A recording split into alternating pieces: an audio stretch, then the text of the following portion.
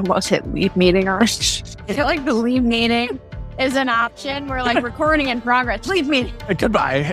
I don't want to be part of this. Whatever this was, I have no interest in being part of. Hello, everyone, and welcome to the Bollywood Cinema Club, a podcast where we take a look at Indian cinema every other week. I am the host, Chris Dashi, the host of this show that spun off from the Culture Cast, and I am joined by two good friends of mine. You have heard one of them here before, and the other one all over the place as well, but they're here together today to join me to talk about a sequel that Jess saw that Maggie hasn't. So, this will be a little, I think you can watch this movie without it. So I think we're fine. Talking about the Scary Stories We Tell podcast, one of the hosts of that show, Jess Byard. Hello, everyone. And frequent guest on Scary Stories We Tell, to the point where you're kind of a host of a part of the show in your own way, Maggie the Odd. Tim Conway. We're the ecosystem of hosts. Dolan on Dolan. Is this like Dorf on Dorf? Is that what you're saying? Yes, exactly. Yes, it's the Tim Conway guest approach where it's like, when are they going to put them on? People don't talk about Tim Conway enough. People our age aren't talking about Tim Conway enough, Well, they should be. Many problems with the youth today. Youth of today don't know about Dorf on Golf, It's a real shame. Turn this into the Three Grandpas podcast before we start. It's the Conway cast. God. I like that we started out as the three guys, and in 3 years, we have become the Three Grandpas. Yeah. Yeah, the last time Jess and I talked on Scary Stories We Tell was Grandpa Cast 2023.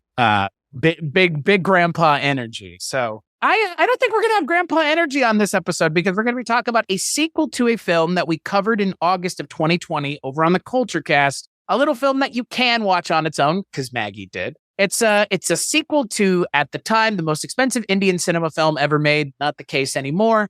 We're talking about a little film called 2.0, otherwise known as Enthuran 2.0. So the film is directed by S. Shankar, just like the first one. It is a sequel to the original, but also somewhat of a standalone film. And it stars, once again, superstar Rajnikant in not a double role, but a triple role, as once again, Dr. Vasigaran, Chitty, and then Chitty 3.0, otherwise known as Cutty, a micro robot that, well, we'll get to it when we get to it. The film also stars Akshay Kumar as Dr. Rajan, a ornithologist who loves birds a lot, and Amy Jackson plays Neela, the robot that's not the one that looks like Rajnikant. That's really what it boils down to. Kind of. Good diversity among the other robot. The other robot. And not also, the coffee machine, but the other one. Right. And also returning in a son, at least, the son of the original villain from the first movie, Dr. Bora's son, aptly named Dina Bora in this film, played by Sidhanshu Pandey. So the film is all about a new threat that happens to rear its ugly head in India, that they think the only way to solve it is to bring in the decommissioned Chitty, because, like we mentioned, this is a sequel. So at the end of the first film, Chitty is decommissioned and put in it's kind of like a glass box to just sit there. A nice display case. Yeah, it should be in a museum or is in a museum. Right. It is a museum. Yeah. And then if I remember correctly, at the end of the first movie, it jumps into the future, quite a ways. So this may be taking place in between now and then. It's never made very clear, but this threat is cell phones start disappearing. And then once they've disappeared, they start reappearing and killing people in, shall we say, creative ways. So, Maggie, since you're the newcomer to the Enthuran series, which may or may not continue, who knows? Rajnikant is still kicking it, still making movies, thank God. I want to know what you thought about 2.0. I don't know. Watching all of these action sequences really made me wish that more heroes wore Heelys. Because I think those landings are that was the best part of the film, was just the skateaway landings. But it was a lot. Yes. Being a big fan of RoboCop, I am always down for robot crime fighting. It's just this had a lot of elements going for it, and none of them seemed to No.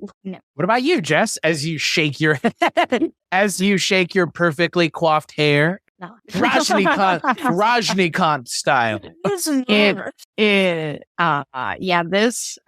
given that I saw the movie before this movie is nothing like that movie at all. And it's not for the better. It's not that it's a different movie for the better. No, I thought this movie was almost unbearable to watch. I'm not going to say I'm surprised by either of y'all's sentiments.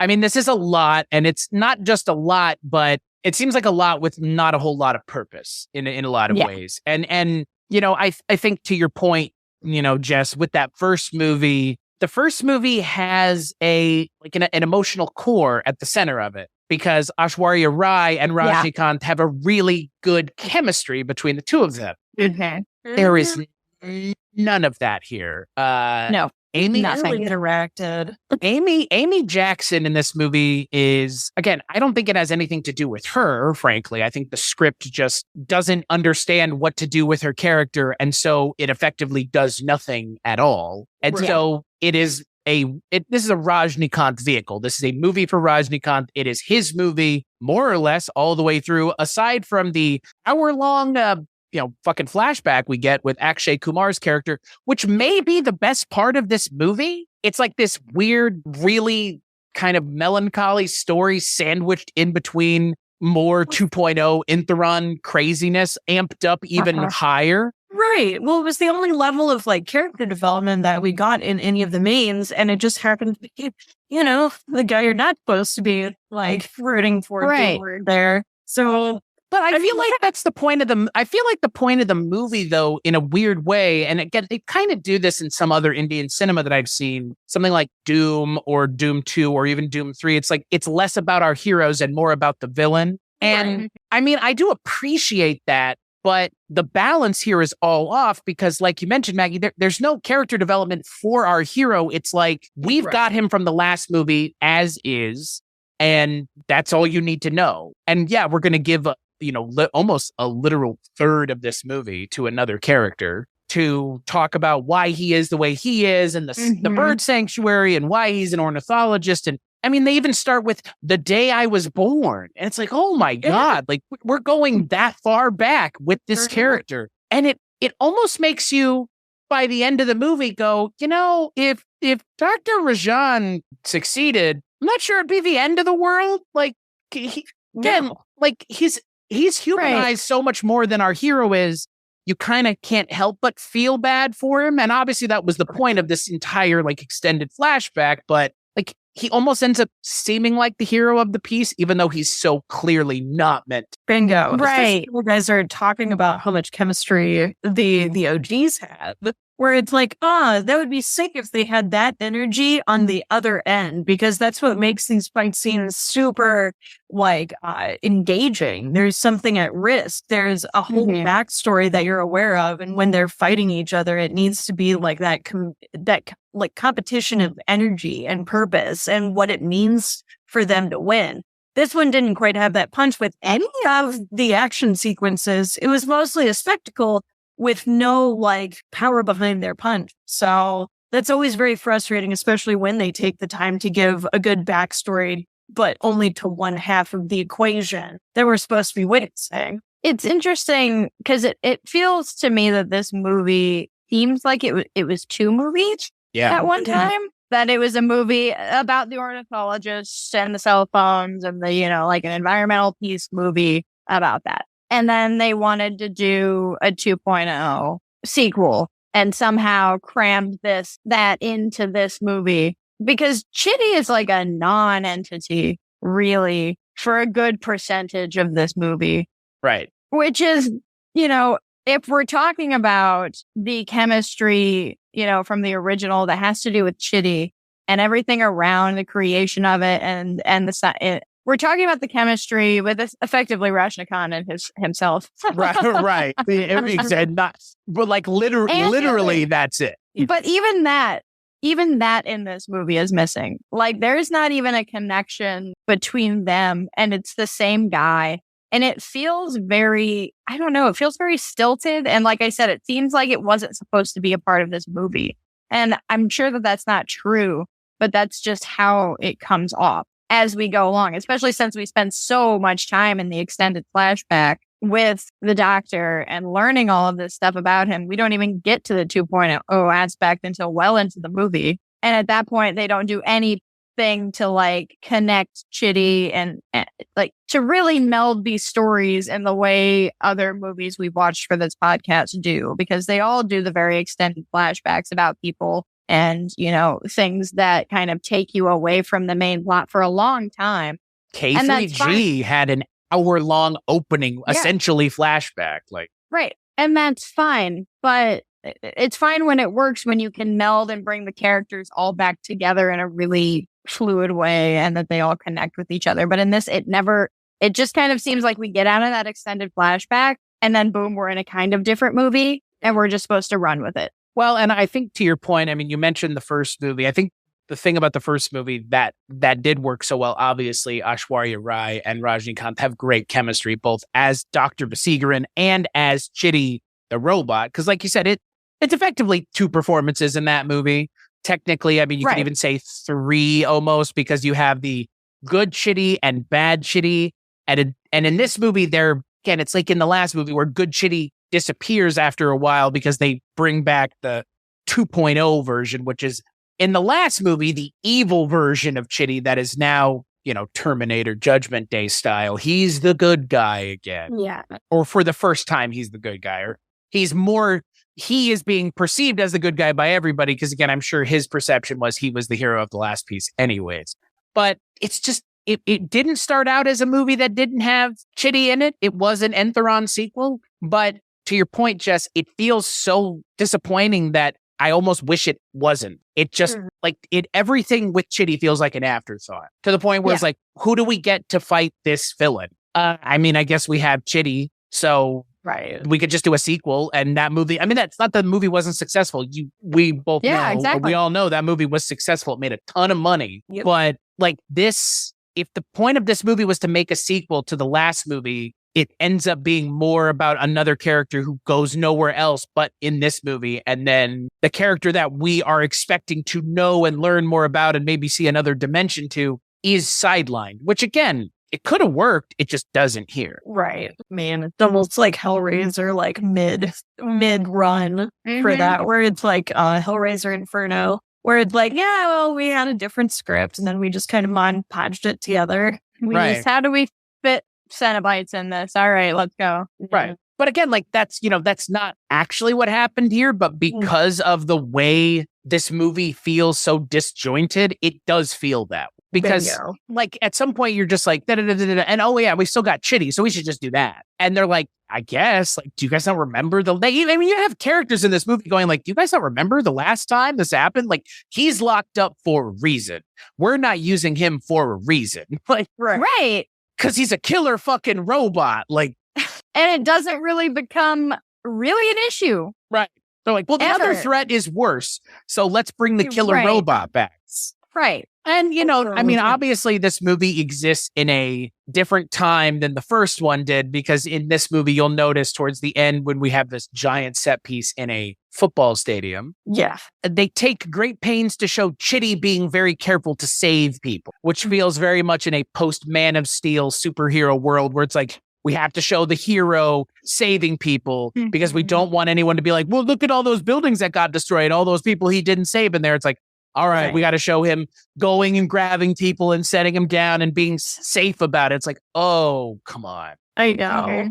You swung too far in the other direction is essentially what's happened here. Because like in the first movie, there isn't really the villain is the hero. Like, yeah, you made a machine of yourself that's now this super powered being, and you are effectively just having to, it's a Frankenstein monster.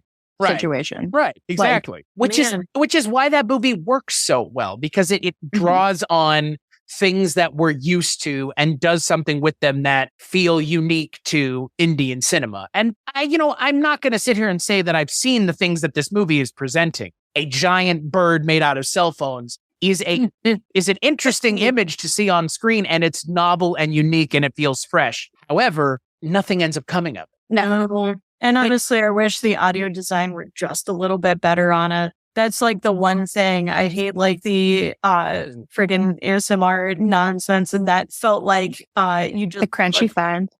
It's like he took the microphone and threw it in a blender with like shrapnel in it, and that's just all I can. It's very grating, very creative. I love the thought. I really love the thoughts, but it's just if the audio were a bit more clean, it'd be a little bit easier to get through those scenes, because they do kind of do the weird, like, how are we going to kill this person in a room with a shitload of cell phones? And I mean, they go balls to the wall on creativity for like, oh, it like shreds them apart and whatever. But it's just, those scenes are too long to have that screaming metallic sound. It's a lot. I mean, and I understand now when y'all said like it's a little much. Like it feels intentionally abrasive, because again, like it is, but it's supposed to, right? But it's an odd choice. Why would you treat too much? Why would you treat your audience that way? In a way, right? You couldn't have sat in the audio. Well, you couldn't have sat in the audio bay and been like, "I'm hearing this, and this is not annoying." Like, yeah, it is. Yes, it actually is annoying, and you know it. You feel surrounded. That's for sure. You feel surrounded by a bunch of cell phones attacking you. Right. Just too long. Sound design aside, the way that they use the cell phones in this movie is creative. I've never seen someone exploded from the inside out by cell phones. I didn't know. Yeah. And that's the thing that, like, in a lot of ways, the first, like, 45 minutes of this movie is almost like horror movie adjacent, even. It feels more like a horror movie than it does a sci-fi robot movie. And that's the thing, like this movie doesn't know what it wants to be. The first movie knew exactly what it wanted to be, to the point where, like you mentioned, Jess, it really is just the Frankenstein story, just being told with robots instead of dead bodies. And, again, like whatever you can transpose this old story into a new version and get away with is what you're going to ultimately do. Because again, like that story is so good. There's a reason it's been done a million times. Yeah. But what they're using as their inspiration here, I could not tell you. Just like, I racked my brain for other movies that are like this one. And really the one that came to mind is Terminator. Because like, that's the feel at the end of the movie. It's like, we're going to get him back and he's going to come and help us out now, even though he was the bad guy. Like the only thing I could think of is like Terminator and or iRobot. But like... Oh, and when did this movie come out? It came out in 2018. 2018. Yeah. So, I mean, there's obviously the strong environmentalism aspect theme of this movie. Was there? I don't know anything about, India and their cell phone tower, sure. However many they have them, if they have too many, if they are starting to impede on like wildlife and things like that, which I'm sure they are everywhere. But was that a big thing? Like, was there a big like population uprising or anger about this particular subject that would cause the story to come upon us? I couldn't find anything about it because again, like you're asking, it seems like such a specific thing. Yeah. And this is a terrible example in a lot of ways, but it makes sense. Like Steven Seagal's, not Fire Down Below, On Deadly Ground. It's like, oh, he's a EPA agent and he's going to go or he's not EPA agent. I guess he's like oil drilling wildcat or some shit. And he's like, and it's all about this like weird environmental message that's like, this seems oddly specific in a way that you are the one who is motivated by it, less the world writ large. Like, again, the thing with the cell phones, like the thing with cell phones and birds. It seems personal. Yeah, it seems like somebody's really upset about this. So, I mean, fine. So, yeah, I don't know. Like, I was just wondering, like, if anybody had come across anything, that maybe had been a big point of, cultural issue or, governmental issue within. Pollution is a big deal in India, but, like, that's not the kind of pollution they're talking about. This is pollution of a different kind. Like, effectively audio pollution or, like noise pollution and radio waves that fuck with the birds and make them crazy. Yeah. I'm just impressed that just coming from a Western perspective, considering it's cell phone towers, bird deaths, and people losing their phones all at once and not knowing what to do. It's like it didn't go down any predictable route. I'll give them that. Because it's like, it's probably like the 5G scare. And it's like, no, not really. And it's like, oh, people are on their cell phone morality round. It's like, no, not really. It's like, right. And Yeah, is it trying to make a statement on like people are on their phones too much? No, it's not doing that. Cell phones kill birds. Yeah, there you go. Which the cell phone becomes the bird. I get, yeah. And then it's the one doing the killing. It is reborn. Yes. And, I think it is kind of unfortunate that the rest of the movie doesn't live up to the set pieces, because the set pieces are good. They are entertaining. They're well done. And, I've seen quality levels of CGI across all kinds of cinema, both Indian and Western, like we all have. And it's not bad for 2018, and it's not bad for 2023 either. It's perfectly fine for the most part. Right. But I mean, it is just like towards the end of the movie, it's an action set piece for like an hour is what it feels like. And it's just an assault on the senses.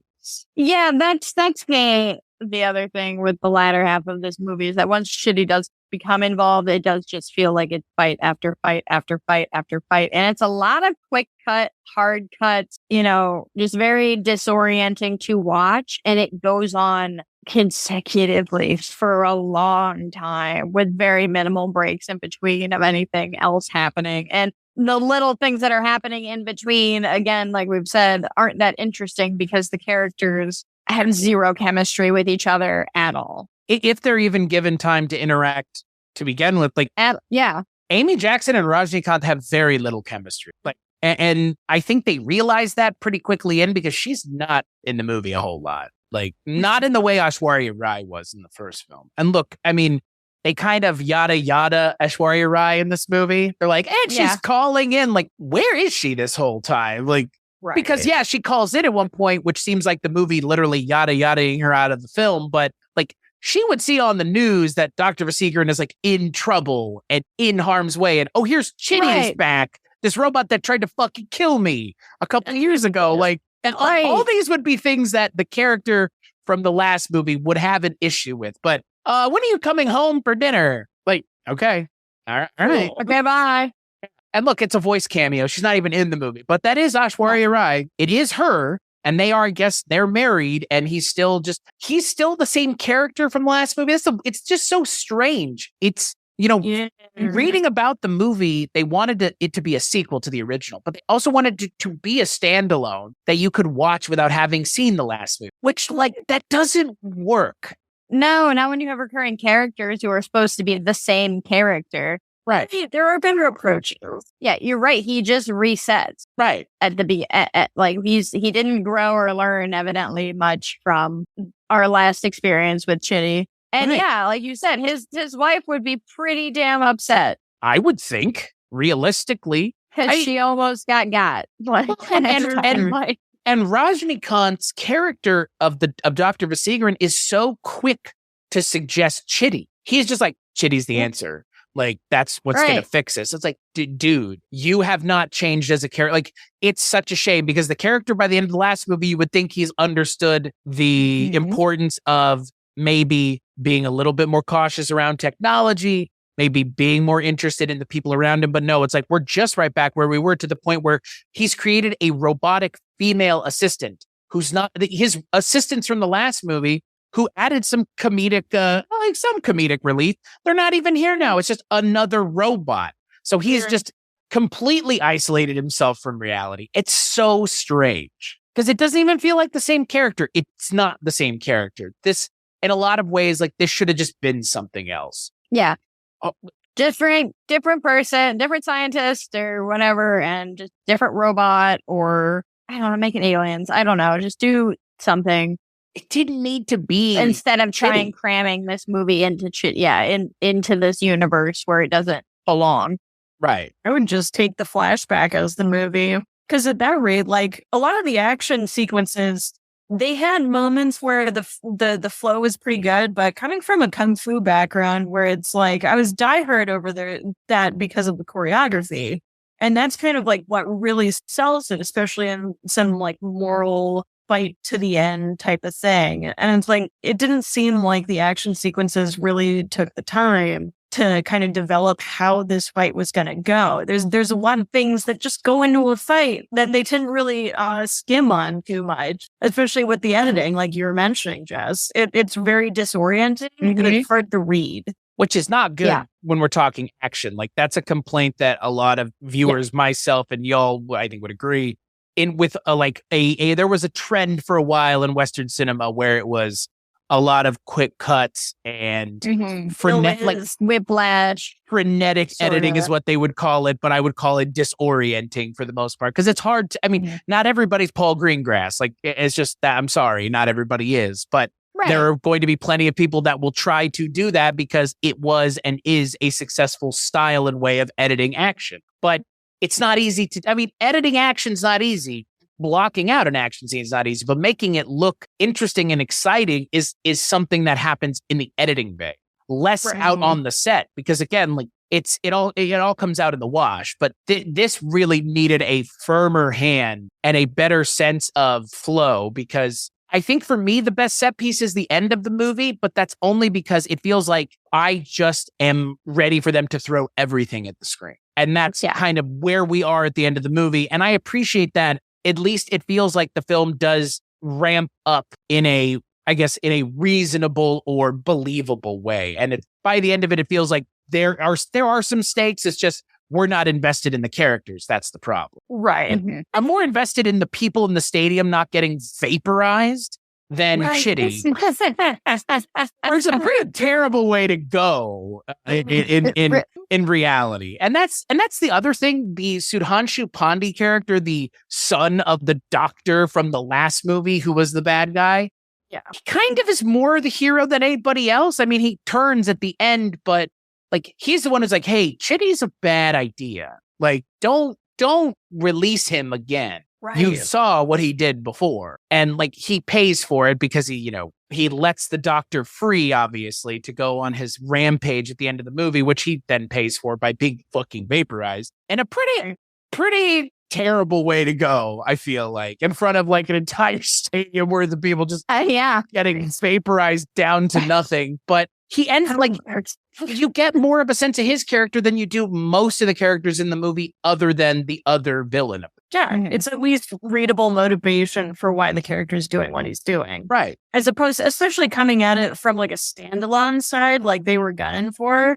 Like I had more I understood the characters a lot more in the villain context than in the hero context because they just kind of relied on its fame a bit. Where it's like, oh, you get it. And it's like, yeah, I mean, because it's a basic concept, but hearing you guys talk about some of the backgrounds from like the first, and, wow, yeah, that's even more of a terrible idea than I thought it would. Well, and that's the surprising thing is that it feels like they said, well, we want it to be a standalone movie, but also a sequel. It's like they forgot that the standalone part, like they should have done more with, and like just should have just honestly, like, I don't know if it would have fixed everything, but I think it would have fixed some of the things we're talking about, at least on the Rajnikant side, by having Aishwarya Rai and just having more humans that Rajnikant is surrounding himself with that aren't just people in the government. Because that's what it ends up being. It's either he's surrounding himself with robots, either Chitty or Neela, and then a bunch of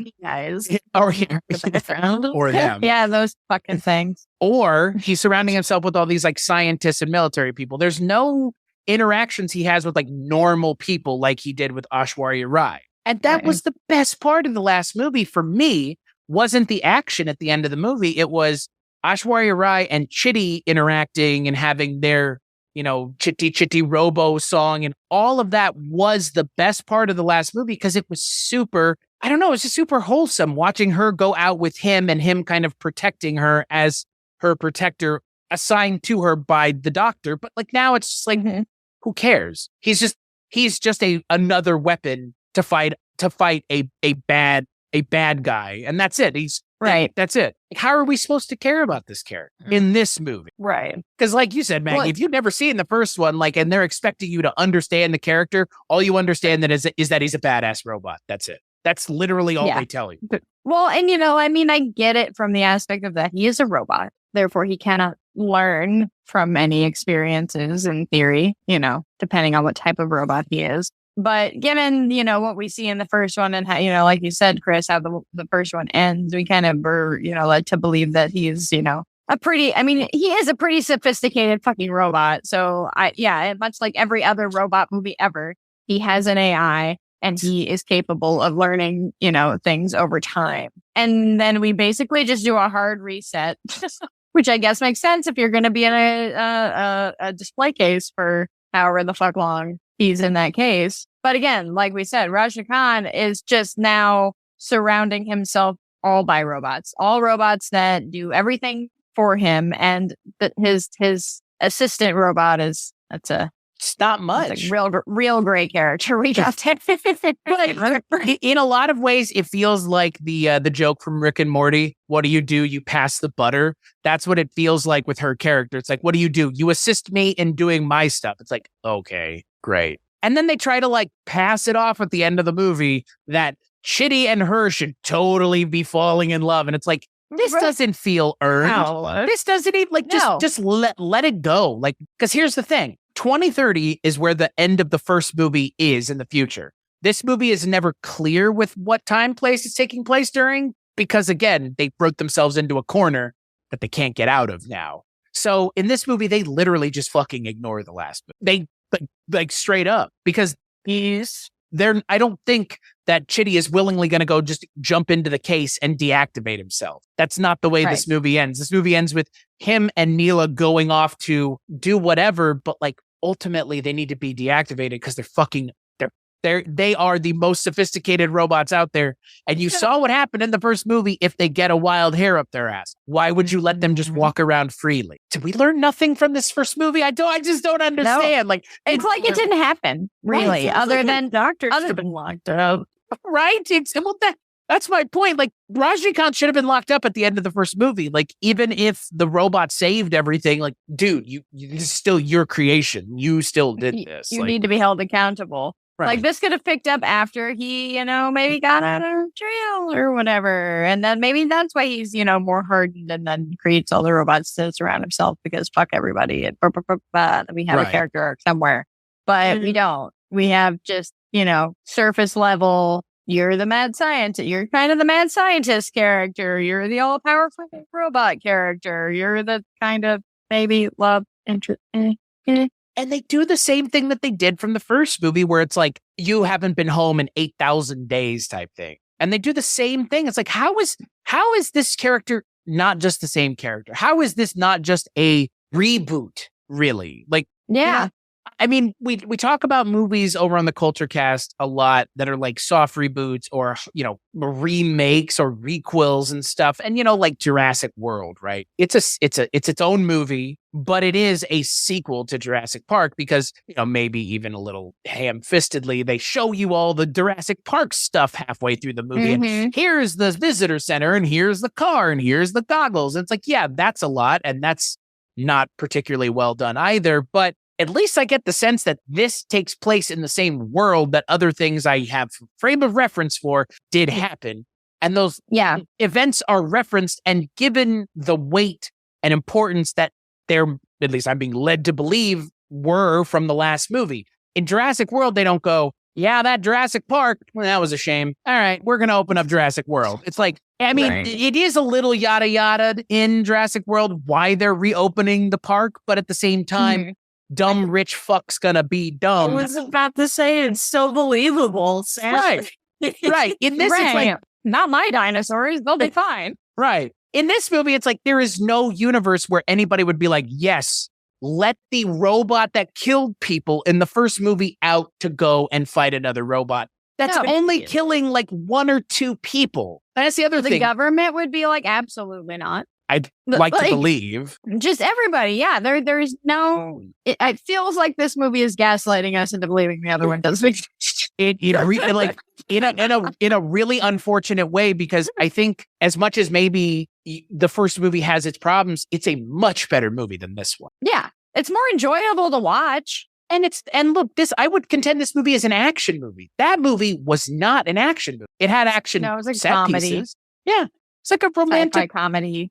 It was like, what if Bicentennial Man kicked ass? Like, I mean, that's, in a lot of ways, like, I have a hard time describing the first movie without saying it's a mix of Bicentennial Man, The Terminator, and iRobot. Like, it's kind of all of that mixed together, but still that would be selling it short. Like with a lot of goofy moments. Right. Like fun, light moments. Like the first hour of that movie is not, there's like no action. It's just the making of Chitty, the training of Chitty. What does it mean to have a robot that looks like you?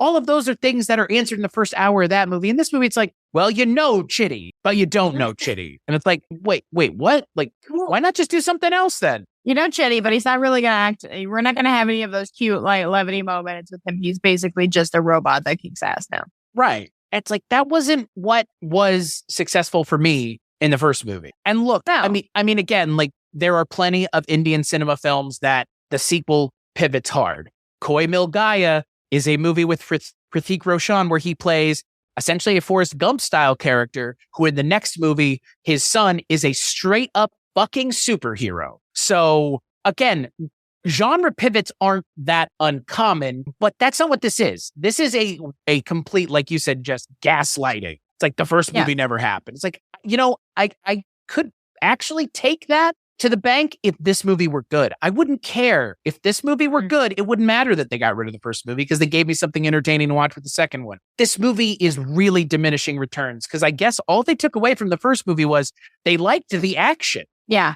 Right? Like, and really that's it. Like you said, it's an action movie, but it's not any specific, like it's an action movie and also a superhero movie and also not at all a comedy or, you know, romantic movie in the slightest. So it genre pivots, but it genre pivots into two very different genres and it doesn't really commit to either one because the first half of this movie, like we talked about, is pretty gory. Like, right. It's kind of a horror movie. It's kind of a horror movie at the beginning. And then it just veers, you know, after the bird robot is formed, it becomes just an action movie. But at that point, in an action movie, right, there's generally like there's a goal, like the action is coming from you're on a mission, you're on a this, right. You're on a that. The conflict is where the action normally comes from. But this is just, there's an evil guy and we got to kill his bird monster. And we don't know what his deal is. Like, it's not even like nobody, like we, the audience, know what his deal is, but the characters in the world don't know what his deal is. So they don't know how to address it. They don't know how to handle it. They don't know what to do with it.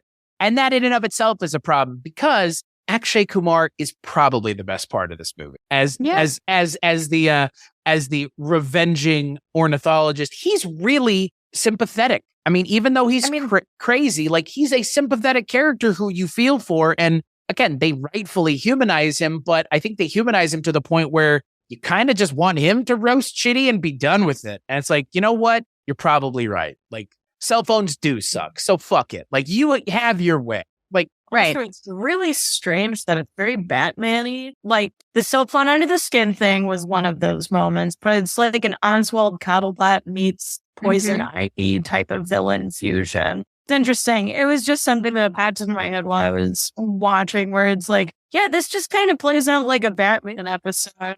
Just a very long one. Right. And that's why, like, it doesn't feel like really it decided on anything. Like, it feels like it more wants to be a superhero vibe. Yeah. But Chitty never really becomes a superhero. He's just a robot. I mean, like, in a superhero type of way. Like, he's a robot. If anything, the bird monster and everything is the more superhero, super villainy type. Which is why I remind exactly. The villain is the best part. True. And the villain's, you know, story is often somehow makes them somewhat sympathetic, like the Joker, like Poison Ivy, like Dr. Freeze, or Dr. Is that his name? Mr. Freeze. Who, coincidentally, played by Arnold Schwarzenegger in Batman vs. Robin, right? Yeah. Arnold Schwarzenegger almost played the Akshay Kumar part in this movie. Good. Which, like, would have made this movie actually fucking insane. I would have liked to see that. Just I want to feel that. Like, I think that the world wouldn't be ready for that, but at the same time, like, it totally would have been because Schwarzenegger would be in that Man in the Iron Mask movie, like, what, a year or two ago, where he's in it for fucking 5 minutes. Like, yeah, look, I'm all for actors in this country going and working elsewhere and getting paid as such to work there because of your notoriety here. And yeah, I mean, look, Akshay Kumar in this movie is great, and he looks like a human bird when he's on screen, which is a lot of fun. And the character design for him is just batshit insane. But like, if it had been Schwarzenegger, like, oh my God, just like, I think people here would know this movie a lot more than any one of us would have liked to have admitted if Schwarzenegger had been in this movie. Oh, yeah. Right? Imagine Schwarzenegger's first Indian cinema movie. Yeah. Where he plays a bird man. I know, where he's a bird man. Right. Because like, there's no way getting around that. Like, not going to change the script. Love it. God, that would really have been something. Could be the biggest bird. Also, like, how would it make any sense? Like, no, come to India for my birds. Like, what the fuck? Why are you here? Like, yeah, why is this guy here? Yeah, yeah. Akshay Kumar, he looks, like he belongs in this movie. Schwarzenegger would be about as out of place as he is in Jingle All the Way. It's like, sir, that this is not the kind of movie you should be making. But you know what? Look, I can't. I wish it had happened. I wish it had happened. One day. That would be great. That's an alternate universe I wish had happened. The reason he wanted to get involved is because the first movie made so much money. I mean, the first movie was, when it came out, the highest grossing Indian cinema film of all time. It's not anymore. And it was the most expensive movie. So, there you go. I mean, it being the most expensive movie of all time in India, seeing the first movie was well received. Like, and this movie was also well received, which I kind of find to be surprising. Yeah. But I mean, I guess it's kind of one of those things where it's like, it's a well-known IP, so why wouldn't people check it out? Kind of almost like a curiosity stake as opposed to anything else. Yeah, but the critics are, the critics are more just like, they're focused on Akshay Kumar's performance, which I get. Yeah. And the direction of but yeah, after having watched this movie 2 times now, I feel like I don't ever need to revisit this movie. Not really, no. And that's not the case for a lot of Indian cinema. I rewatch many of these movies often, and this is just like, after watching it the second time, I was like, by the end of this movie, I would rather rewatch the first one, because the first one's actually fun in a way that resonates with me versus this one that just feels like this doesn't feel special the way the first one. No. And it's not because, it's the sequel and therefore it would never feel special. It's more just like, it doesn't feel special because it just feels kind of like everything else I've seen. Even if there are some cool, stylistically interesting things, it feels in a lot of ways like the worst example of the stuff Marvel is putting out. I can see that. Where they don't remember the previous stuff at all. It doesn't matter if you do either. But here we're going to tell you a story, and by the end of the movie, the characters may not even seem like the characters that you know. And there you go. Like, I love Thor Ragnarok as much as the next person, but that conceit works in that movie's favor because Thor fucking sucked as a character up until that point. If Thor had been a good character and they had changed him for the worse, it would have been a similar situation to this. Because Chitty, by the end of the first movie, is a compelling character. I mean, his line at the end of the movie is, the little girl asks him, like, why did they take you apart? And he was like, because I started thinking for myself. And it's like, that's an interesting spot to leave your character. In this movie, it's like, I'm going to blow shit up and fuck it. Yeah. And wheelie away. Yeah. Well, the wheelies are the best part. Dude. I don't think anymore for myself, I guess, but. Right. Like, I'm just a weapon. I'm just a weapon of the government. So, and that's just like we've seen that story 1,000 times, 1,000 different ways. And now we've seen it this way, and it's just okay. My big takeaway from this movie is I would like to see more films with Akshay Kumar, because if anything, he shows up. I'm not saying Rajnikant doesn't show up, but they gave Akshay Kumar the bulk of the movie. Like, really, they're like, here, this is your movie, more or less. Like, the movie opens with him, like, going and committing suicide. Like, it should be clear whose movie this is from the opening. And the movie kind of telegraphs that to us. It's just, honestly, if that were the case, I wish they had given him more. Just like, give Chitty even less. Because in something like Doom 3, which Richard and I watched, the first Doom movie is the focus are our main characters. The second movie is the focus is our main characters from the first movie. And then in the third movie, the main characters that have been there the whole time come back, and they're like supporting characters to the villain, played by Amir Khan. So it's like, it's okay to do that. Other people have. You can just have to earn it, man. Right. And you also have to have some confidence that the audience is going to understand the journey you're going on and the story you're trying to tell, and don't pull up at the last second. Because that's what this feels like.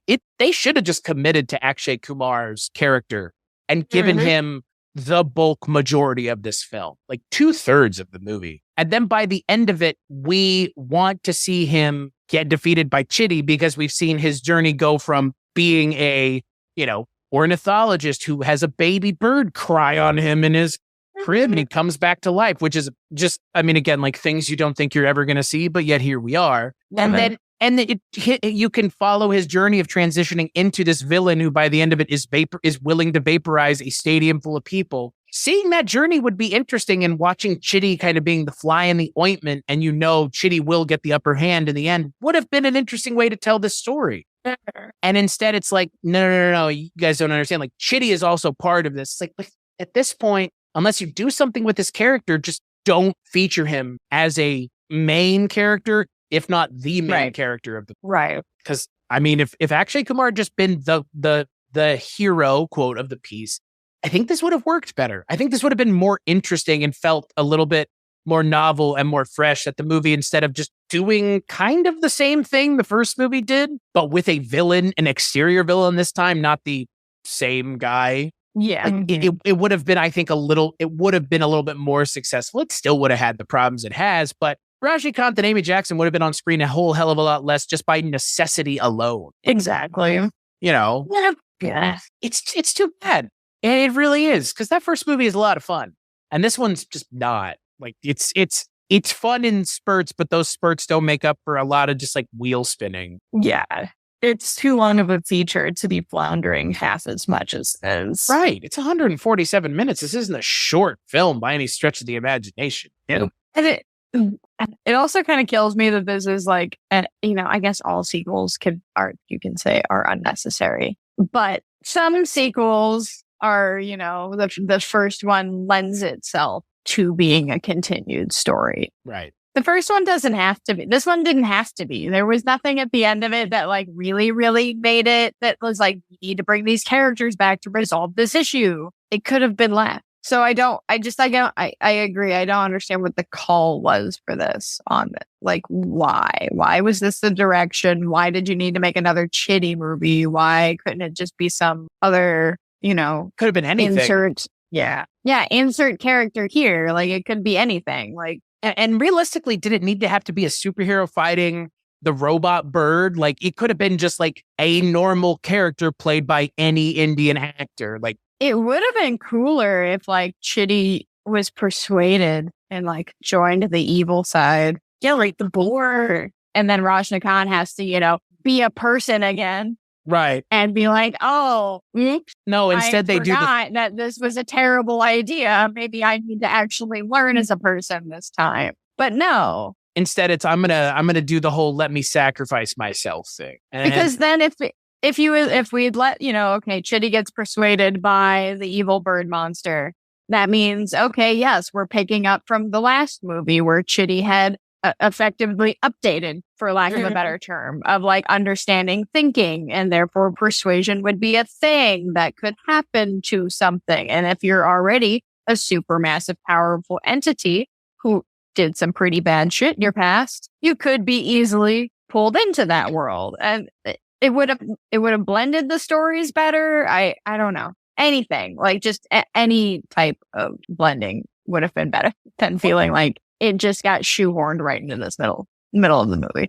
Well, I think that is kind of, for me, the biggest takeaway here. It's just, I've talked about this before, that sequels in Indian cinema were not a thing. I mean, there was just not a sequel to DDLJ. There's Kuch Kuch Hota Hai, there's K3G, but those are actors playing different characters. It's just the same actors are being cast because they have charisma with one another, but they're not playing the same characters. And it seems like that sentiment kind of transferred here when it should have been something that should have been ignored. Because, yes, Luke Skywalker shows up in The Mandalorian and he shows up in other things, but that is a consistent character being more or less portrayed the same way he's portrayed everywhere. In this movie, they do not feel like characters from the last movie. And if you're going to do this, even if you want it to be standalone, even if you want it to be perceived as on its own without any connection to the previous movie, especially if, yeah, like you really have to make sure that the characters are well defined, or we can understand who they were from the last movie without you having to spend 45 minutes explaining that. Cause then it's like, why not just make this a fucking sequel then? But they don't do either here. They do both or neither. Like, I can't tell if they're doing neither or they're just like, it's hard to tell because nothing is successful with Rajnikant's character in the movie. And I can't tell if they're trying too hard or not trying enough, because nothing is successful with anything outside of the Akshay Kumar stuff in this movie, for me. Right. Yeah. Same. Even the musical numbers aren't that memorable. Oh my God. Which is such a shame. It's usually the highlight, because I was kind of looking forward to what ridiculous songs they were going to throw at me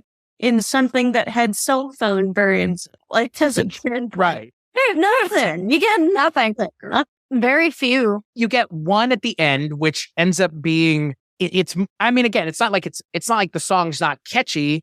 It's just like, it's fine. Like, but there's like, that's it for the most part. Like the one at the end, I think, is the most memorable because it's also the most interesting to look at.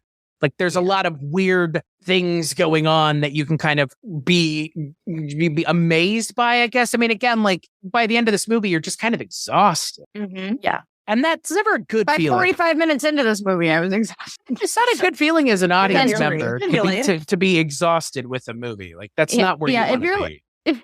If you're listening to this and you're a person who is susceptible to sensory overload, probably not with this one. Check out the last movie. Especially sound. Yeah. No, watch the last one. Last one's fun. The last one is it's a half an hour shorter. It's not my favorite of the Bollywood movies that we've watched together, but it's by far not my least favorite. That's probably this one now. It might be. And that's a shame because, I mean, all the pieces are here. There are no, I mean, again, Amy Jackson, I have not seen in anything else, so I can't comment on her as an actor, but she's not good here. Not that she's given anything to do other than look good in that suit, but which she does. Like, again, that there's no denying that, but like that can't be enough. But that is seemingly where they're hanging their hat, is like, she's good looking and that's it. And look, Katrina Kaif got fucking used the same way in Thugs of Hindostan, where it's like, she's going to do a song and that's it. And it's like, okay, I get it. That's a cameo. It's like, she's part of the movie. You guys know that, right? Like, she's not a cameo. She is a character who by the end of the movie, we're supposed to believe her and Chitty are going to go off together. And since, Jess, you did see the first movie as I did, the way the first movie ends, I would take it over the way this movie. Like, the ending of the first movie feels like, like you said, a definitive, like, do we need anything else? Here, it's like a joke, the gag. Oh, here's a little baby robot. What? Why?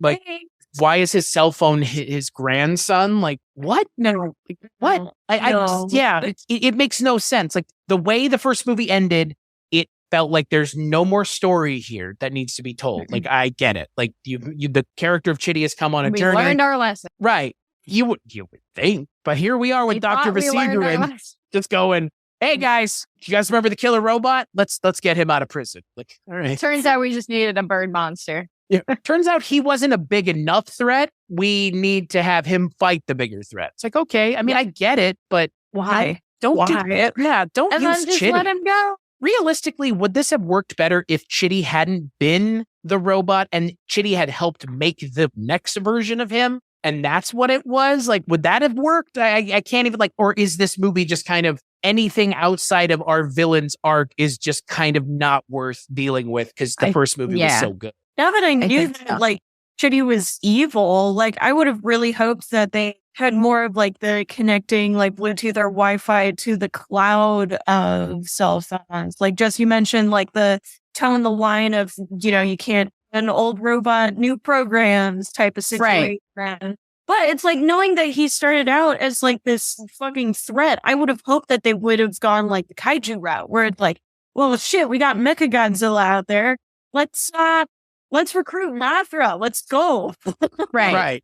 And it's like, there's nobody else to recruit other than Chitty. Like, that's it. Like, it's Because there are so many other robots. Like, even the ones ditzing around in the background that I know were just rentals. I don't care. I was hoping for just a bit more involvement because that is that scientist's thing. And I thought, okay, so he's probably isolated because nobody's understanding like the morality of having like a thoughtful robot.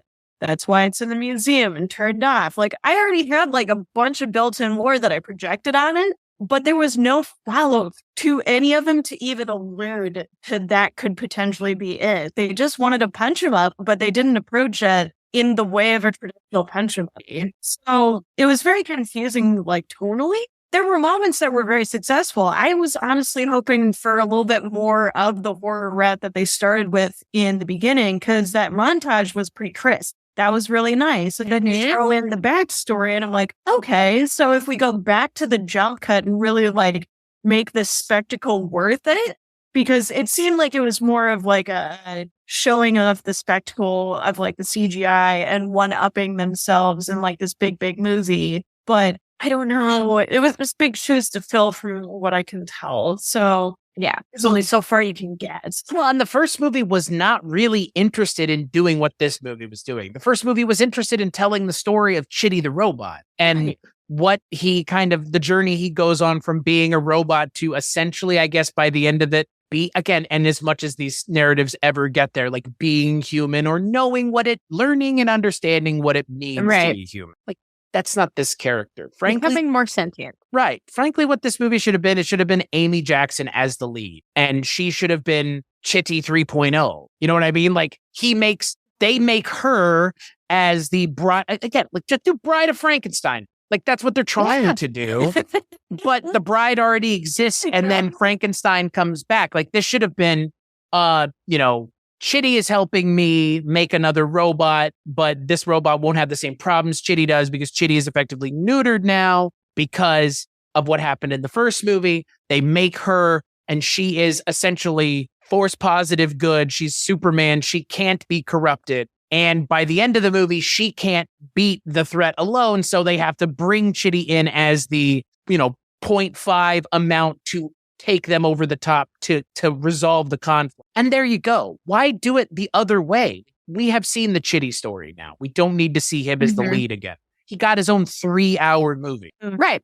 Like, we're good. We learned. We're done. Right. Like, he can be a supporting character, but he doesn't need to be the lead again. And I think if he wasn't the lead, I don't think this movie would have been fixed, but I think it would have been at least a little bit more interesting. It would have felt a little different as opposed to kind of just like a Frankenstein's monster and cobbled together from other parts of other seemingly disparate things, very disparate things in some of the cases, the stuff in this movie. Because again, I appreciate the first movie a lot more now. I'll tell you that much. So much more. It like this movie just, I don't know. I get why they don't do sequels in Indian cinema. And this is a very good example as to why. Because like they gave us too much in the first movie. They don't need to. They tell, I mean, they're so long. They go into so much detail about all the characters usually. And they tell complete stories. There isn't a need for it. What else is there to say? By the end of the movie, with a lot of Indian cinema, I'm like, what else is there to say? Like, what else? Like, even with a movie like Pathaan, which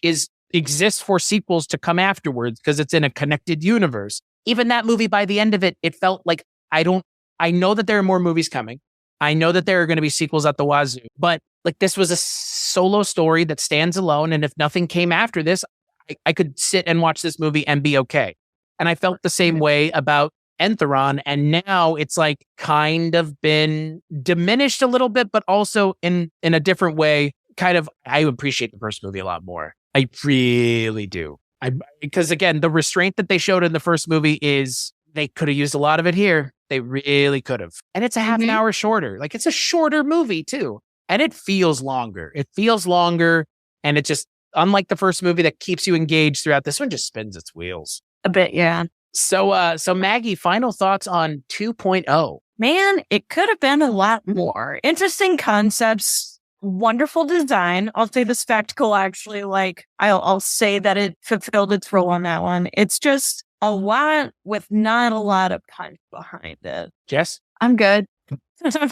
I'm good. I never need to experience Bird Monster ever again. I think this was a very unnecessary movie. I'll agree with you. I think it's only unnecessary in the way that we've gotten it now. I think this could have been something interesting. I mean, sequels have come out to Indian cinema that are good, that do work, that aren't diminishing returns X10 like this movie. But the direction that this movie goes, the setup that it's using, the kind of things that it remembers and forgets from the movie that's better than it are noticeable if you're a fan of the original movie or have even seen the original movie, which I guess you shouldn't, which is what this almost feels like. Don't watch the original because you might not like this movie. But if you don't watch the original, you may not understand what's going on with this movie either.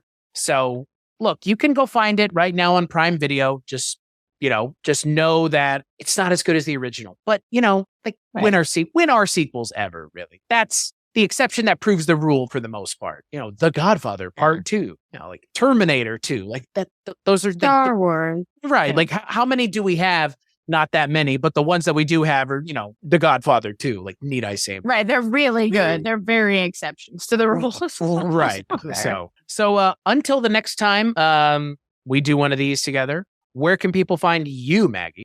You can find me at dolinmuseum.com, DOLIN museum. And I also have a YouTube at Dolan Museum. So there you go. Are you, Jess? You can find me on Instagram at writer Jess Byard, and you can find me on LinkedIn if you need to hire somebody, a creative professional. What? I like that. That's true. And people listen to this show, shocking. Who'd have thought? Maybe somebody wants to offer me a job in India. We can go to Mumbai. Oh, that'd be nice. Hey, you can go watch DDLJ in theaters in India. Which would be dope. I'd be down for that. Likewise. As for me, you can find me at weirdingwaymedia.com, which is the home for all the things that I work on, along with a whole host of other things like 80s TV Ladies, Astounding Tales of the Public Domain, and what should we pull out of the bag on this episode? Twisted and Uncorked. Why not? Another show totally worth checking out. They're all worth checking out. So head on over to weirdingwaymedia.com. As for this show, BollywoodCinemaClub.com on all social media, and that's where you can go to find us, BollywoodCinemaClub.com. Like, rate, and review the show wherever you get it. Jess, Maggie, thank you both so much for joining me. As always, I wish the movie had been a little bit better, but, they can't all be DDLJ, so. That's true. Yeah. They can't all be amazing, so. But they can all be 3 hours long. Yeah. Yeah. That's fair. And as always, we'll catch you on the next episode.